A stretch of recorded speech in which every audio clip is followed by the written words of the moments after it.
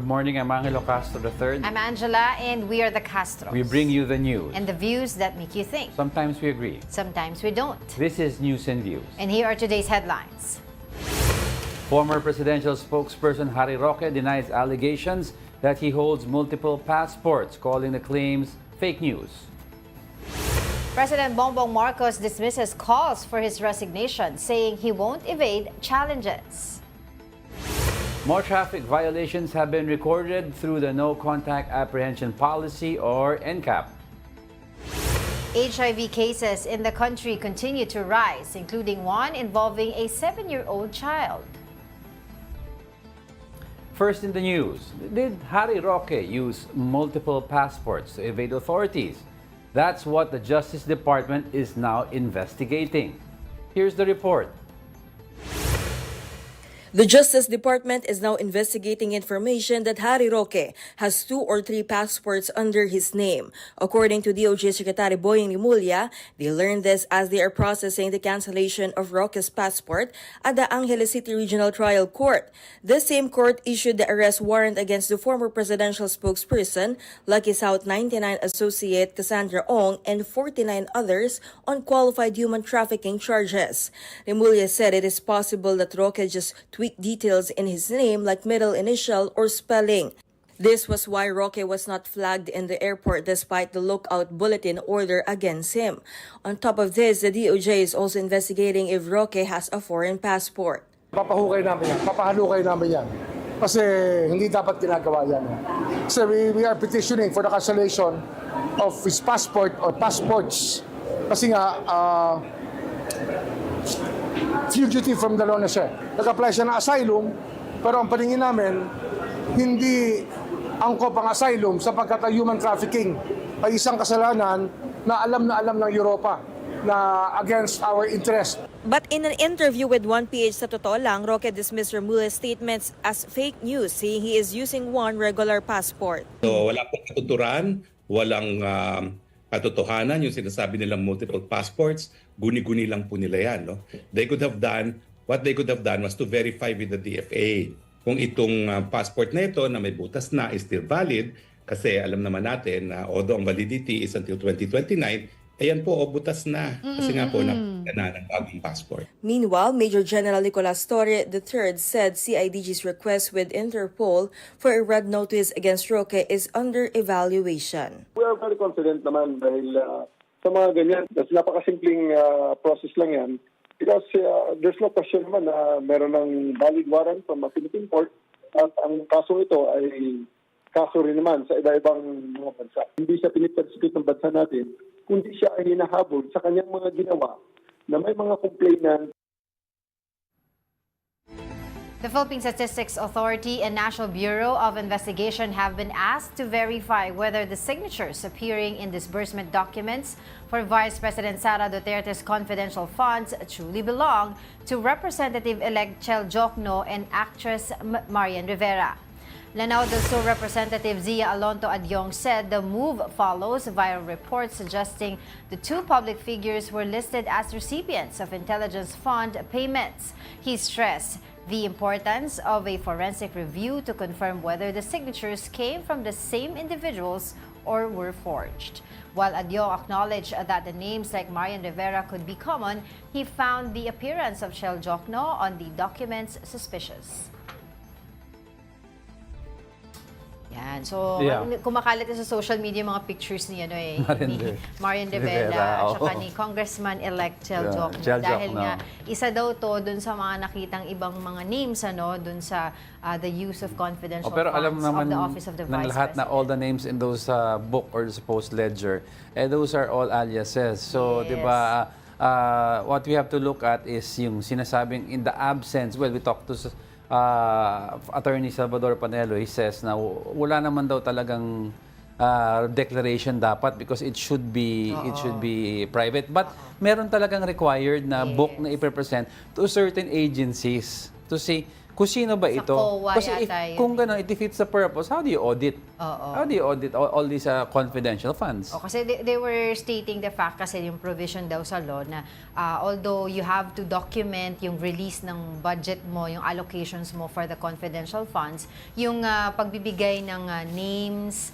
addresses, is not required anymore because of the confidentiality and the safety of the informant, etc. Pero yun nga, dahil nga base dun sa sinasabi din ni Attorney Nery Colmenares when we interviewed Yes, him before here sa News and Views, sabi niya, there's a certain provision sa COA dun sa ating batas na nagsasabi na parang may certain logbook doon na Yes. dapat doon nila nilalagay yung totoong Kasi yung spirit, yung mandate ng COA is to audit every single peso na ginagagastos ng Philippine government. So, we understand na, okay, yung initial audit na ibibigay mo sa COA, ito ang pangalan.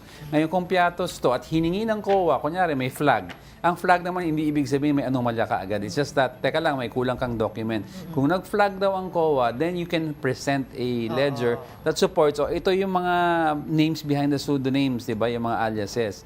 Ang problema, wala daw yung mapakitang ledger. Pero yun yung sinasabi, di ba? Aliases, like yung mga Mary Grace Piatos and other names na na-encounter natin during the course of this discussion, pinapacheck palagi sa Congress, remember the hearings, sa NBI, Yes. sa Philippine Statistics Authority. Bakit mo pa i-check? Alam mo naman, aliases yun. Talaga hindi lalabas yun doon. So, yun ang, honestly, agree ako doon, hindi ko maintindihan that they wasted time verifying sa PSA kung may piatos. Siguro, ano lang yan, it's a matter of procedure lang na, okay, iklaro na natin lahat to. Meron bang existing na ganito, di ba? Wala. Okay. Now, let's go. Sino ba talaga ito? Parang it's a matter of procedure for them, di ba? Wala rin naman backup documents to say kung sino ito. Dapat meron lang yung OVP mismo backup.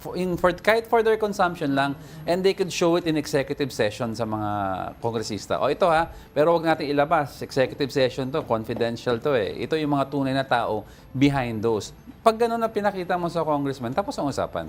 Kasi makikita nila, existing Di ba? Alright, let's move on. Members and representatives of One Filipinos Worldwide or OFW party list filed a petition for certiorari and a temporary restraining order at the Supreme Court to halt the proclamation of winning party list groups in the recent midterm polls. The group is seeking a recomputation of seat allocation and a review of the party list system, which they claim favors the powerful. Meanwhile, Attorney Harold Respicio, Vice Mayor-elect of Reina Mercedes, Isabela, has also turned to the Supreme Court. He is requesting a TRO to stop COMELEC from suspending his proclamation following a disqualification case accusing him of spreading false election information. Sana po, wala po tayong tinatawag na double counting of votes. Kasi ang nangyayari po sa ballot formula, kapag naka 2% ka, may guaranteed seat ka. Pero halimbawa, nakakuha ka pa ng, sa second round ng ballot formula, gagamitin uli yung nakuha mong boto para makapag-add pa ng additional seats. Kailangan po, kapag naka 2% ka na, ibabawas mo na yon sa susunod na allocation para po yung mga nakakuha na mabababang boto sa baba, mabigyan pa sila ng mga additional seats. Para ako'y pigilan nila sa aking pagkadeklara, kailangan nilang magbigay ng napakabigat na ebidensya para patunayan na ang sinasabi nilang fake news ay totoo ngang fake news. The House of Representatives Committee on Basic Education and Culture is set to hold a hearing today regarding the strengthened senior high school programs. For updates, we have mobile journalist Arles de los Santos. Magandang umaga, Angela at Diego. Nandito tayo ngayon sa House of Representatives kung saan ilang minuto na lamang ay magsisimula na ang hearing dito patungkol sa Strengthened Senior High School Program para sa 2025 to 2026. Nandito na ang ilan sa ating mga panauhin, pangungunahan ito ni Representative Roman Romulo mula Pasig City. Sa kailang mga panayam, binigyan diin ni Representative Romulo na kailangan daw ng magpagpapalakas dito sa SHS program na ito dahil mula nang ipasa ito noong 2013 ay patuloy daw ang mga hamon na hinarap ng pagsasaayos sa education natin na ito. Nandyan ang kakulangan sa mga learning materials, Gayon na rin ang pagkakaroon ng kadagdagan na paggastos sa mga magulang na nag-aaral ng senior high school. Pero mas pinapalala ito ng in-employment o hindi daw na-employ pagkalabas ng senior high school ang ilan sa mga estudyante na ito. Ngayon ay patuloy ang pagdating ng ilan pa sa ating mga kasama at ito ay magsisimula ngayong 10 a.m. na mismo. Okay, Arles, sino ba yung mga inaasahan natin na mga resource speakers or person dyan sa hearing? Ngayon kasi Angela, magkakaroon daw ng pagsilip dahil ito ay pagpapatuloy ng hearing, Kaya darating dyan ang TESDA, ang EDCOM, gayon na din ang National Employment Authority, Skills Authority, para daw mas masala at mas masilip ang mga ibibigay na learning materials dahil mula May 25 hanggang June 6 ay magkakaroon ng training para sa mga guro na mag-handle ng Strengthened Senior High School Program para sa 2025 to 2026. Alright, maraming salamat Arles De Los Santos, ang ating mobile journalist reporting live from the House of Representatives. We'll be back with more stories after the break. Keep it here on One News.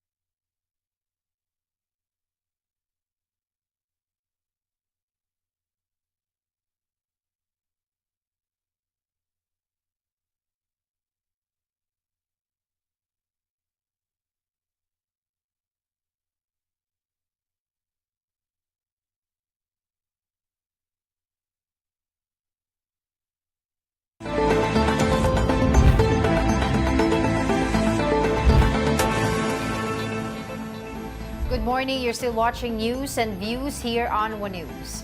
The Transportation Department vows to implement measures to ease the inconvenience caused by the EDSA rehabilitation. Here's the report. It looked like there was a motorcade along Commonwealth Avenue in Quezon City on Tuesday morning. No one was swerving, And even if traffic's slow, drivers stayed on their lanes, especially the motorcycle riders. Even cars did not dare cross the lane that was intended for motorcycles. Motorists are more cautious than ever. That's because disregarding traffic signs comes with a 1,000 peso fine. Now that the no-contact apprehension policy is back, at least along EDSA, a mere CCTV footage could hold you liable.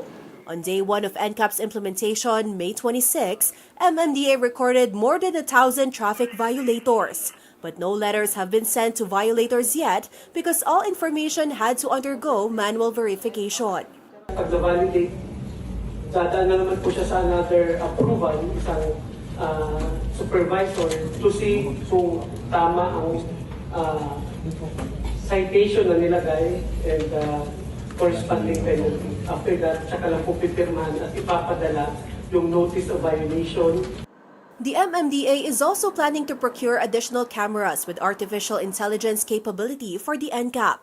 Para po mas malawak na yung range kasi there are still some areas na wala ko pang CCTV at hindi pa ma-monitor. So doon po namin i-augment yung mga traffic enforcers namin. The NCAP, of course, is just one scheme in force ahead of the EDSA rehabilitation project.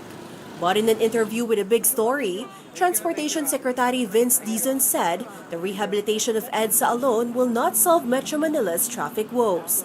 He stressed that improving mass transportation remains the long-term solution.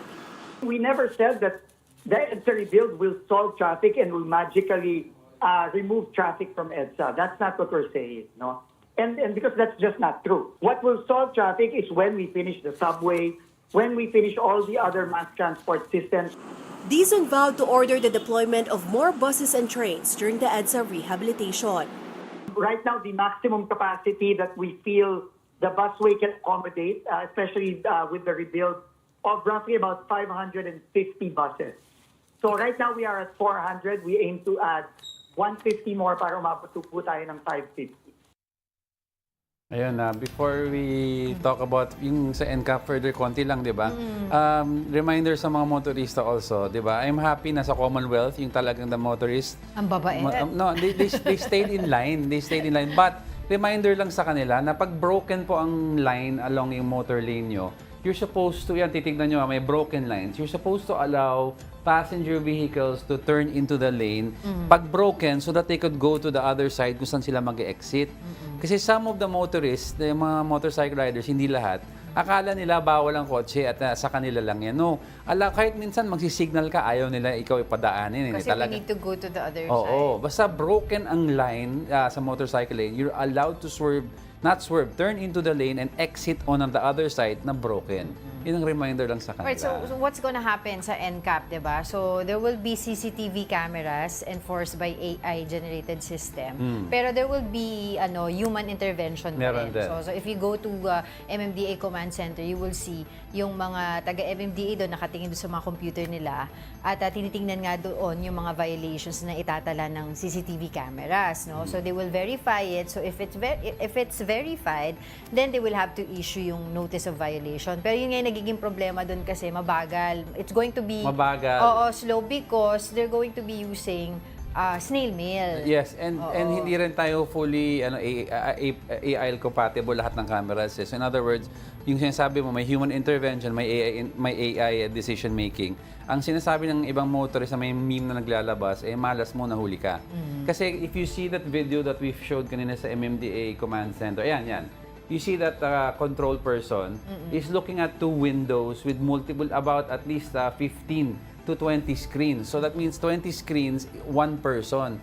So mamimili ka kung ano yung mga violation na meron ka. What if nakatingin ka sa left, sa kabila meron right, hinuli mo yung isa, ang term nila, malas mo nahuli ka. Oo, kaya sinasabi nila, marami pa rin mga, alam mo, divided yung nation nga pagdating dito kasi maraming mga concerns. Kaya si Representative Rog Gutierrez, if I'm not mistaken, magkakaroon sila ng hearing about it, probe, diba, dito sa NCAP, to make sure yung mga concerns ng mga tao such as dapat ba, diba, dapat ba yung mga roads and traffic signages are clear, tapos yung mga transparent ba yung ownership processes at saka yung mga system na gagamitin, I will respect due process to ensure fairness. No? That's right. All right, so meanwhile, DOLE has advised employers to consult with their workers on how to address the possible effects of the EDSA rehabilitation efforts. The agency said the decision for a firm to have a work from home scheme is up to the employers. However, such orders should still be subject to reason and the relevant laws. Heavy traffic is anticipated to hit motorists with EDSA construction efforts expected to stretch from 2025 to 2027. Liberal Party Acting President Erin Tañada expressed surprise over Deputy Speaker J.J. Suarez's claim that 4 LP members have joined the House Supermajority Coalition. Tañada clarified that the party has not yet decided its political alignment for the 20th Congress. He added they are awaiting the return of Senator-elect Kiko Pangilinan from the United States before making any decisions. Tañada also said they are unaware of which 4 LP members supposedly joined the Supermajority Coalition. And now to talk more about this, we have Liberal Party Acting President Attorney Erin Tañada. Good morning and thank you for joining us again here on News and Views. The last time pala is brunch. Yeah, the last time it was brunch, Attorney Erin, and now you're with us again, News and Views. Thank you for joining us. Good morning, Angela. Good morning, Diego. And of course, to all your viewers. Well, of course, sabi nila kung yung issue about yung may 4 members daw, although you haven't confirmed it, but were there initial talks that happened na wala pang decision? Well, we actually had a meeting a week ago, and we mentioned, we had a good discussion among the congressmen-elect that would be sitting in the 20th Congress. The questions raised from, do we vote as a bloc? Which bloc will we join?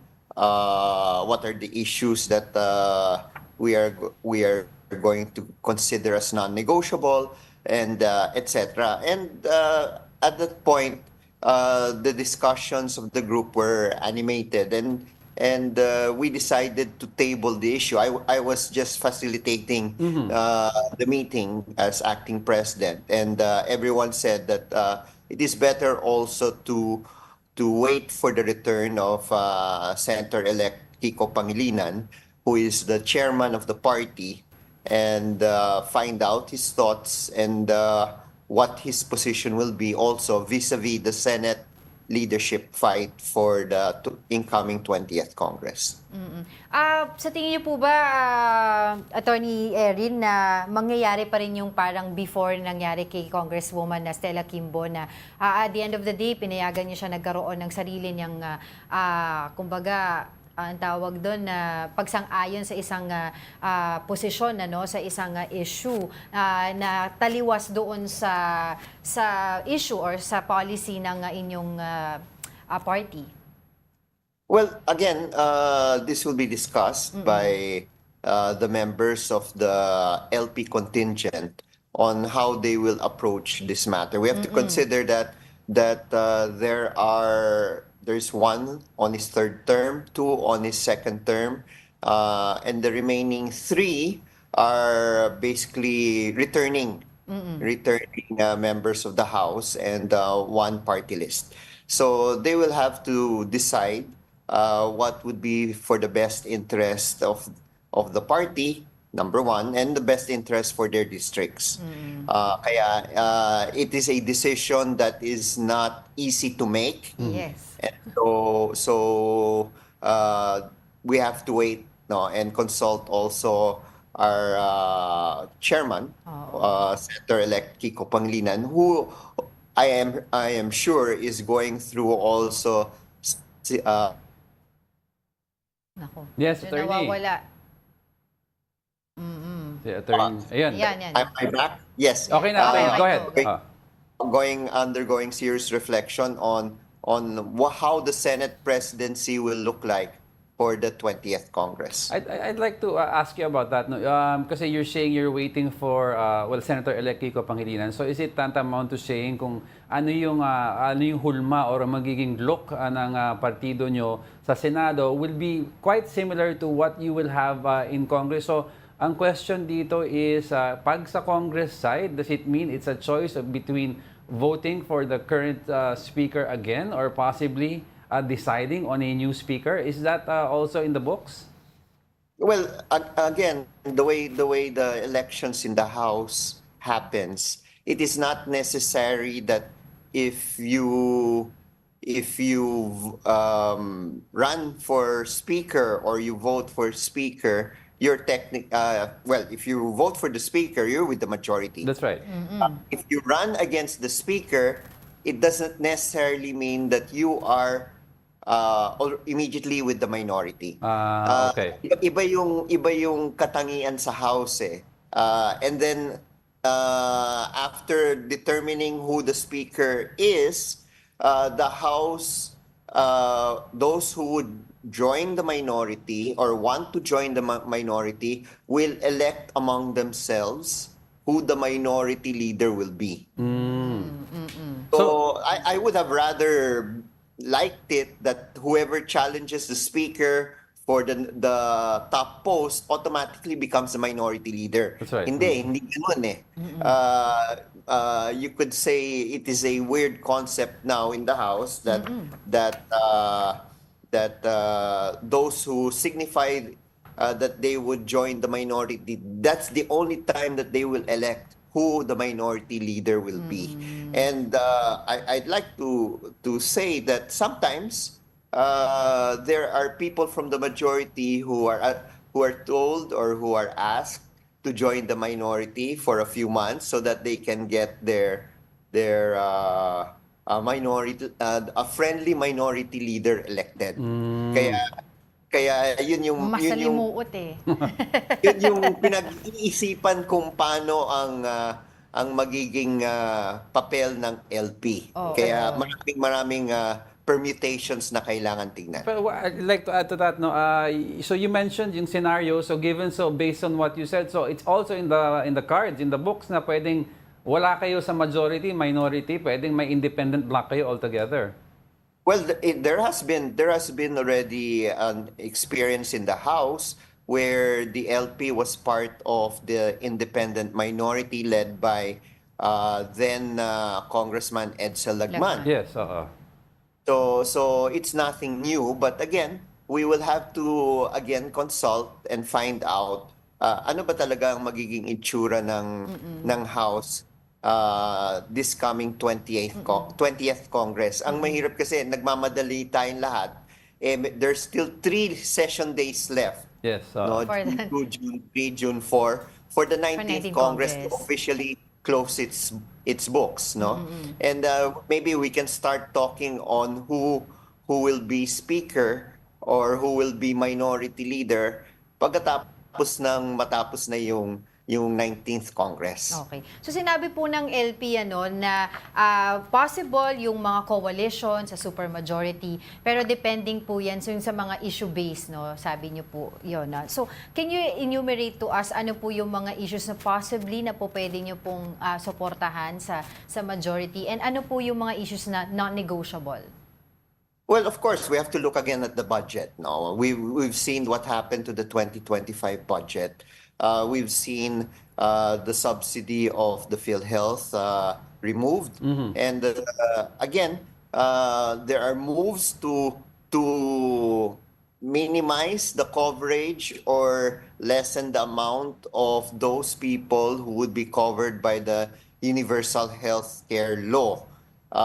There is a rush, no, to amend that law, the Universal Health Care Law, before Congress ends, the 19th Congress ends in June 6. Hopefully that will not happen. Now, again, if there's a move to amend the Universal Health Care Law, then titignan namin yan dahil importante at pinapaniwala namin na ang kalusugan ay karapatan ng lahat. Lalo-lalo na yung mga mahihirap. Kaya maingat kami sa anuman ang magiging amendment sa Universal Healthcare Law. Ayun. Well, taking this opportunity na rin to ask you, kung, sanay kasi ako kung Erin tawagin siguro. Well, since you have experience naman po dun sa mga impeachment trial, yung legality of the impeachment trial. Kasi we had Attorney Salvador Panelo over the other day. And he stopped short of saying dead in the water. Dead in the water na daw yung impeachment trial because of the legality issues, walang continuing body. Your thoughts on that po? Well, they can always raise those questions to the Supreme Court. If the Supreme Court does not issue any temporary restraining order, then the trial may continue. So, as of today, there is no temporary restraining order issued by the Supreme Court. The June 2 calling by Senate President Cheese Escudero will proceed, no? And then after that, when the 20th Congress begins, and if there is still no temporary restraining order issued by the Supreme Court, then trial will resume, will start forthwith. Pero attorney, kasi parang ang sinabi ni Senate President Cheese Escudero, once they have convened into an impeachment court, kahit mag-shift ka daw into another Congress, if a TRO is issued, sabi niya the Senate doesn't really need to heed to that TRO. Now, is that also your interpretation?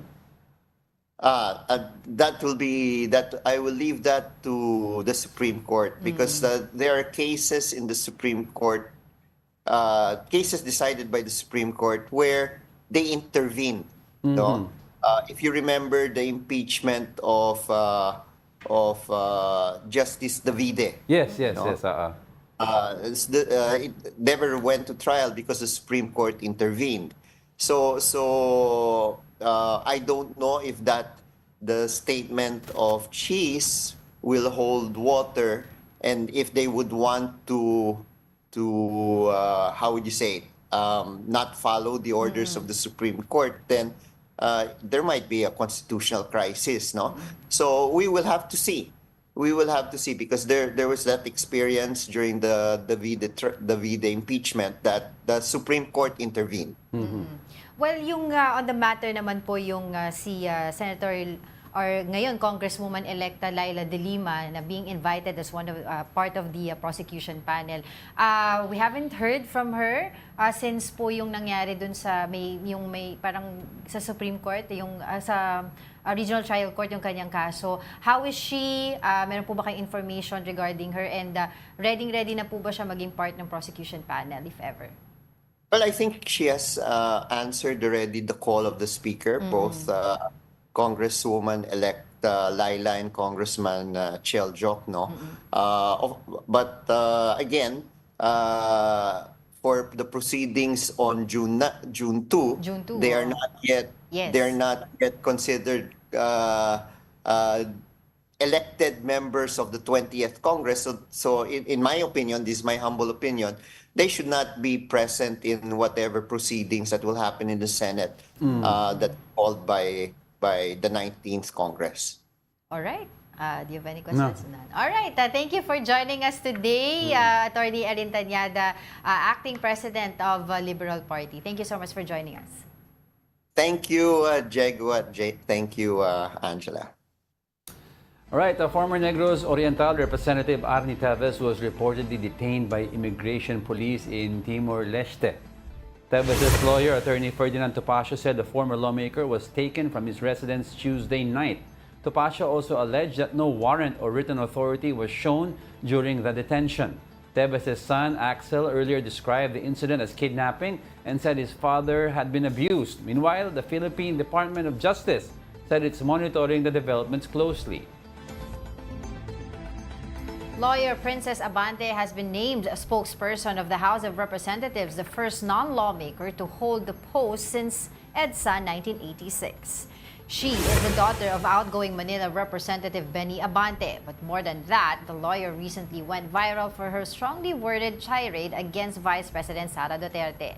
In a rally before the elections, Attorney Abante defended her father from the VP's supposed disrespectful comments. Abante said her role covers both the 19th and 20th Congresses. ayaw talaga natin ng fake news, no? Kaya kailangan mas maging maayos yung mga pagpapaliwanag natin ng mga polisiya na binabalangkas ng Kongreso ngayon. Don't go away because we're not done yet. Please stay with us.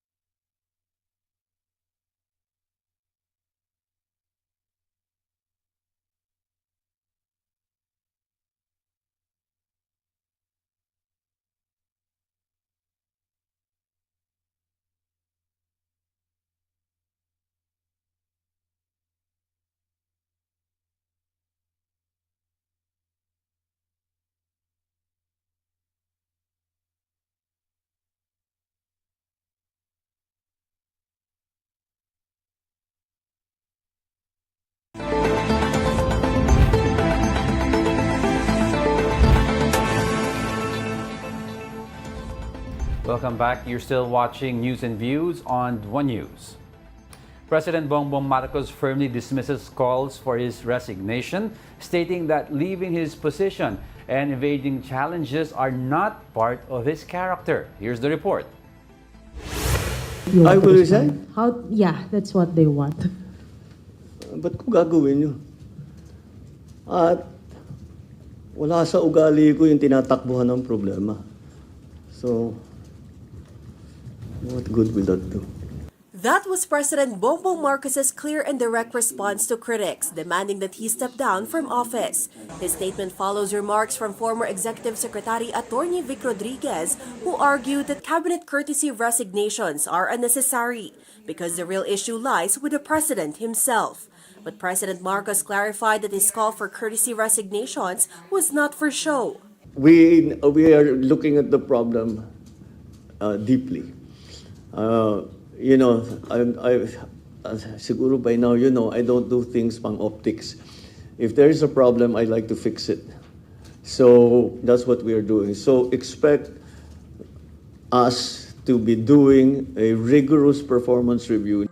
While no official cabinet reshuffle has been announced, the president confirmed he had chosen the next chief of the Philippine National Police. The new appointee will replace General Romel Marbil, who is set to retire on June 7. I would rather not use this forum to announce that. I think I should talk to them first because the official decision has not been made. They should hear whoever it is should hear about it first from me, not Meanwhile, the president appeared visibly irritated when asked about the upcoming impeachment trial of Vice President Sara Duterte. He said he does not believe this will lead to political chaos. How many times do I have to say that? I didn't want impeachment.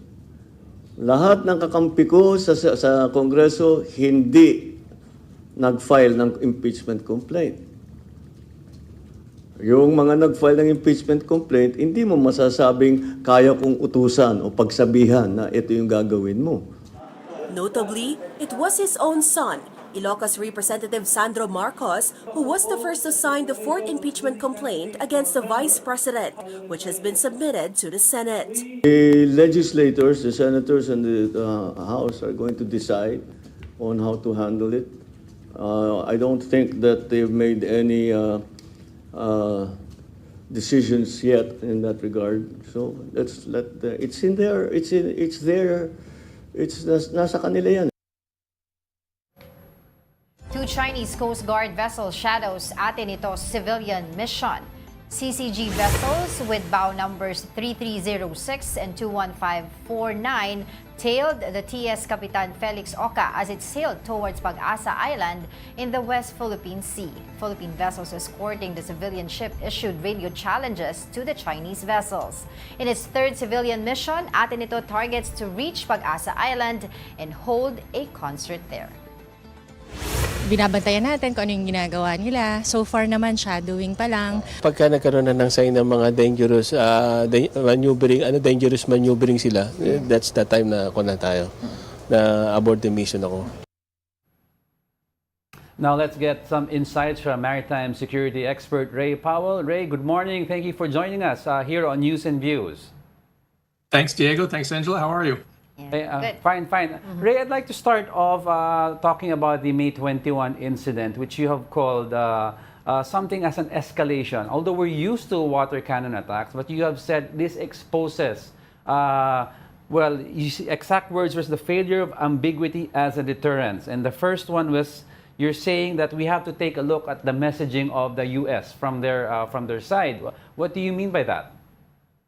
So we have in the United States for decades had a kind of a policy of ambiguity when it came to all of the Spratly Archipelago. And so we just didn't want to take a position on anyone's sovereignty. And I think that was an appropriate approach back when there was some hope of maintaining the status quo. Yeah. But China has thoroughly upended the status quo and has become much more aggressive. And so I think it's time for the United States to take something of a stand for its Philippine ally. So what kind of a stand are you looking at? What kind of messaging should the U.S. then give towards China for them to at least de-escalate their aggressive stance? Well, specifically with regard to Pag-asa Island, what I recommended was that the U.S. recognize the Philippines' administrative control over Pag-asa. So that's the same way that we look at, for example, the Senkaku Islands, which are uninhabited off Japan. We say, okay, Japan has administrative control, even though China contests the sovereignty. And that seems like a reasonable step to take for the United States to say, look, this has got a civilian population. It's the only Spratly Island that has one. It's been in the Philippine hands for 5 decades.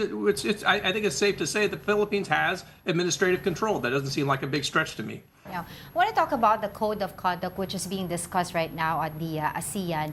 What do you think about some critics would say that a code of conduct won't solve the South China Sea issues based on 2 concerns? First issue would be the state of the talk themselves, where trust between parties is plainly lacking. Second concern would be the quality of the outcome of the code of conduct, in which they think whether China will be willing to sign a legally binding agreement. Yeah, I'm one of those critics. So I don't think that China would sign a legally binding agreement unless China was the legal binder. They want to be the ones who actually are the arbiter of truth or of sovereignty. So, I don't see China signing up to anything that the other claimant states could stand. So I've never thought that we've been playing this game for, decades now. That's right, I think it's time to sort of admit that it's not going to happen. And frankly, China has not abided by the 2002 Declaration of the Conduct of Parties in the South China Sea. It has denied freedom of navigation. It unnecessarily escalated conflict. It has not gone to peaceful arbitration. So I think that China you can't build a code of conduct on bad faith, and China has clearly exercised bad faith. I think, Ray, we in the Philippines here are looking for really answers to find ways of really de-escalating China's aggressive behavior. And it's been suggested by, I think, you and several others also that we should have a joint civic mission with the U.S. to at least show China that, hey, our big brother is with us in this issue while stopping short of declaring war. Yeah, so the United States has programs that involve medical and engineering civic action programs where we go out and we could, do dental work and build school, or repair buildings and all those kinds of things out at Pag-asa. I think it's more than past time that the U.S. show the flag alongside our Philippine ally on Pag-asa, and demonstrate that we are one team, one fight, as it were. And you know, I mean, if China wants to complain about the fact that we bring out doctors and engineers, then they can do that. But they complain about everything, so why should we care? Why do you think there's some kind of apprehension on both sides from doing this joint mission? Yeah, so I think one of the problems that we have is we on the American side are still stuck a little bit in the past, where we're trying to maintain a status quo that doesn't exist anymore. We're worried about what Taiwan and Vietnam will think, because they also claim Pagasa and a lot of the other Spratly Islands. But you know, they'll complain and they'll get over it. You know, right now I think that the existential threat is clearly Chinese expansionism, and so I think this is a reasonable step. Administrative control, recognizing administrative control is a reasonable step. Sending out a medical civic action program is a reasonable step, just to show that the United States is committed to its ally.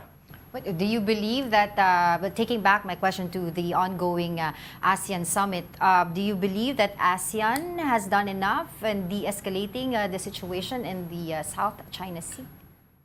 No, but I don't think it can. I mean, I'm with you know, the former Singaporean diplomat Bilahari Kaushkan, who famously said that ASEAN is not a horse, it's a cow. And so if you're trying to make it run in a horse race, you're going to be disappointed. And so if you try to make ASEAN you know, solve these intractable security problems, it's just going to be disappointing. ASEAN's not built for it. So a cow is a useful animal. They can do lots of things with a cow. Just don't ask it to be a horse.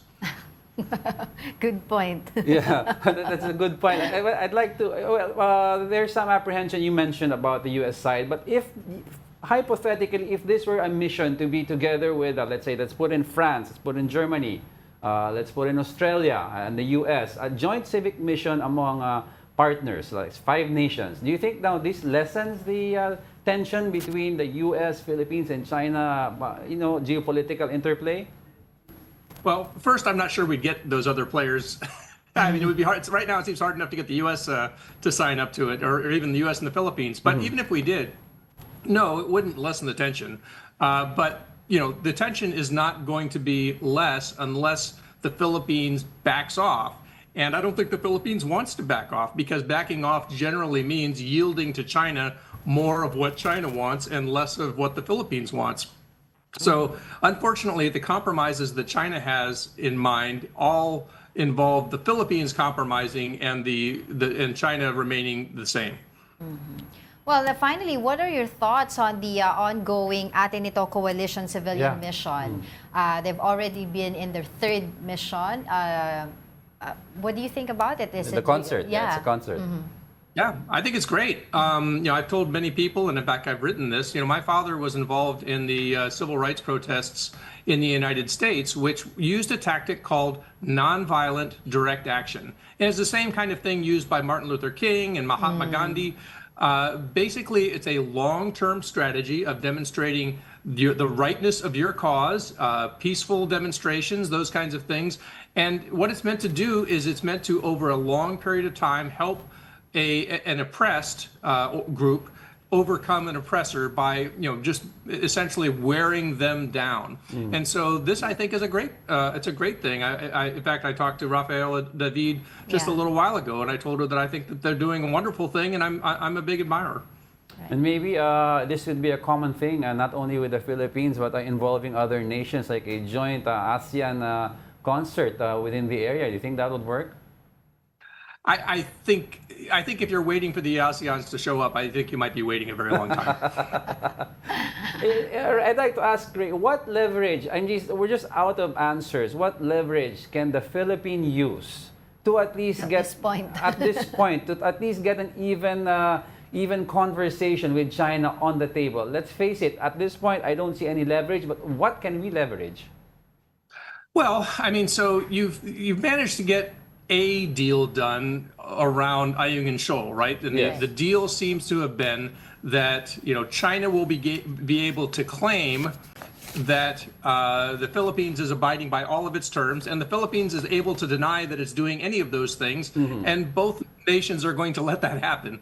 So I think this is kind of the way things are going to go. I don't think you're going to be able to lessen the tension without giving up your sovereignty. And so I think, as I said, I think this is a long-term struggle. When you're dealing with an imperialist force, an occupation force, when I've said before that I believe that the West Philippine Sea is essentially a maritime occupation by an imperialist force, you have to outlast it. That's the way you defeat an imperialist.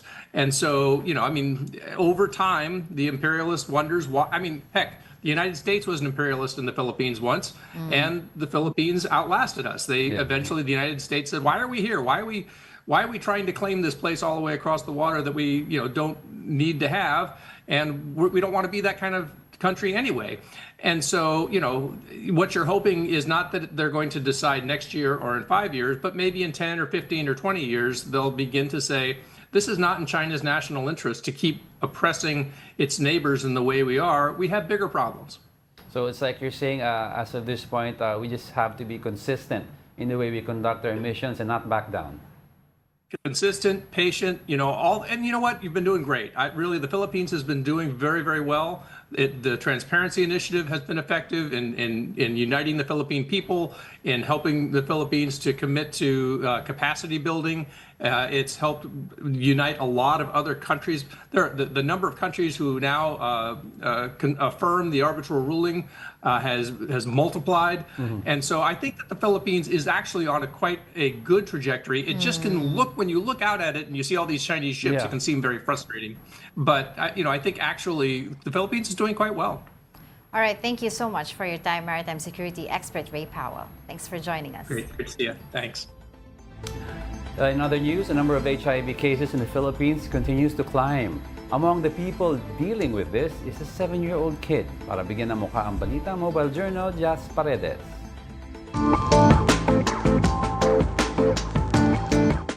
Patuloy ang pagtaas ng mga kaso ng HIV sa bansa. At ang sakit na yan, walang pinipiling edad.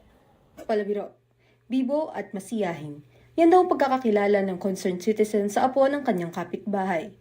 Ngunit ngayong taon lamang nalungkot siyang malaman na ang bibong bata ay may iniindang sakit. Noong una, inakalang leukemia ang sakit nito. Yun, ang sabi ng sister ko na, alam mo ba, hindi pala leukemia yung sakit ng bata, iba't ibang sakit na pala. Then, yun nga po, sinabi niya na yung bata is nag-positive nga po siya sa HIV. And parang doon nag-start yung sinabi ko sa sarili ko na gusto kong tulungan yung bata. Deserve nung bata na maramdaman na hindi dapat pandirian yung sakit niya.